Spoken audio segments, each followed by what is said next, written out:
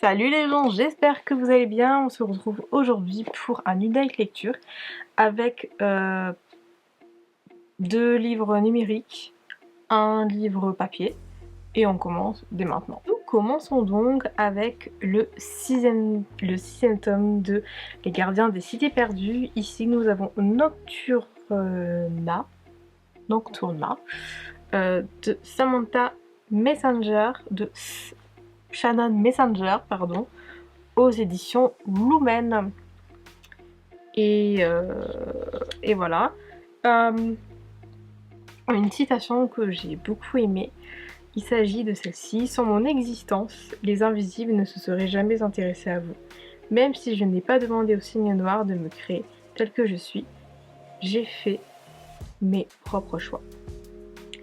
Ce que j'ai aimé dans ce tome, il s'agit de Kef, mais aussi de la sœur de Sophie.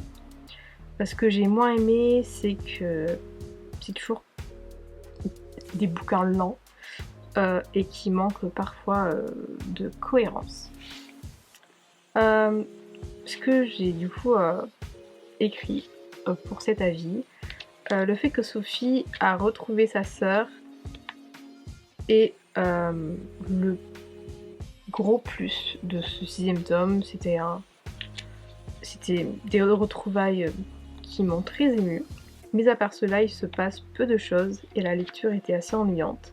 Kef est l'un des rares éléments intéressants de ce sixième tome, en bref un tome qui me laisse sur ma faim à cause du manque d'action et d'accumulation d'erreurs. Encore. Voilà, donc une petite, toute petite review cette fois-ci. Et ensuite, nous passons à celle-ci. Regardez-moi cette couverture, elle est totalement splendide.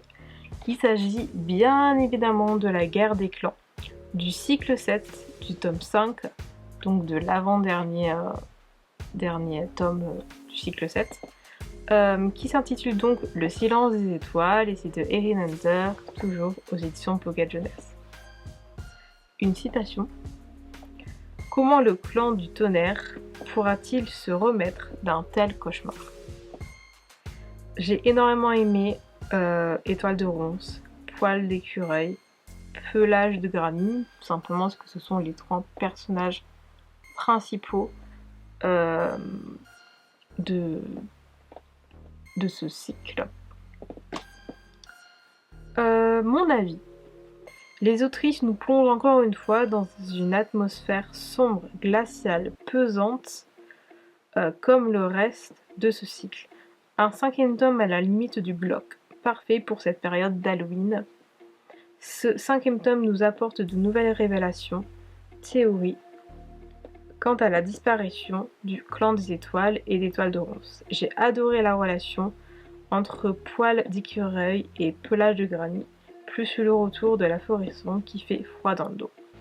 J'ai hâte de lire le tome 6. Je peux pas en dire plus parce qu'il s'est passé beaucoup de choses dans ce tome 5. Déjà rien que là, de ce que je dis par rapport à la forêt sombre, au clan des étoiles, mais aussi par rapport à Pelage de granit, pour moi c'est à la limite du spoil.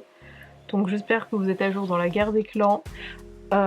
Mais voilà, c'est vraiment un tome très très sombre et je trouve que la différence, le décalage entre le premier cycle et là le cycle 7 est incroyable. Autant le premier cycle, je suis vraiment en mode oui, les enfants peuvent lire, il n'y a pas de souci. Par contre, le cycle 7, si vous faites lire la guerre des clans à vos enfants, attendez qu'ils grandissent avant de lire à partir du cycle 4, je dirais. Pour moi, jusqu'au cycle 3, ça va. Mais passé le cycle 3, ça commence à devenir très glauque, très sombre, même si ce sont juste des chats. Il y a quand même des événements particulièrement sombres. Enfin voilà, mais La guerre des clans restera toujours l'une de mes sagas littéraires favorites. Bien entendu, j'ai lu ces livres à la période d'Halloween, donc évidemment, j'ai lu la suite de celui-ci. Donc il s'agit de la petite saga Agence Perdido. Ici nous avons le deuxième tome, Le musée effacé, de Victor Dixon aux éditions Bayard Jeunesse. Le livre est trop beau. Une citation: vous donnez ma vie pour terminer comme mon père, plutôt mourir, car une existence privée de liberté ne vaut pas la peine d'être vécue.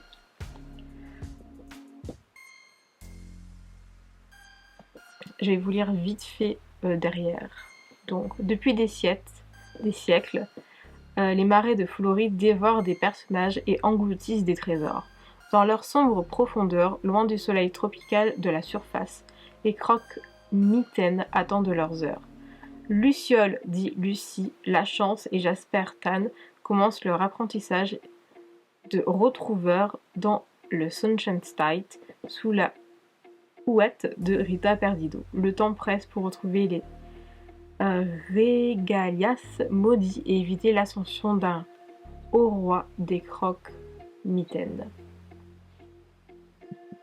Voilà ce que j'ai pensé du deuxième tome. Un deuxième tome plus sombre que le premier tome, toujours de jolies illustrations comme dans le premier, la plume de l'auteur toujours aussi fluide pour permettre une lecture très rapide. Le personnage de Lucie a pris de la maturité depuis ses aventures du premier tome. Les autres personnages sont tout aussi bien, surtout Rita Perdido. Un roman parfait pour la période d'Halloween, il est adapté à un lectorat jeune, donc pas du tout effrayant. Je dirais que c'est une saga mystérieuse, mais pas du tout effrayante. Voilà.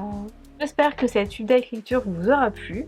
En attendant, on se retrouve très bientôt pour de nouvelles vidéos. En attendant, je vous souhaite de bonnes lectures.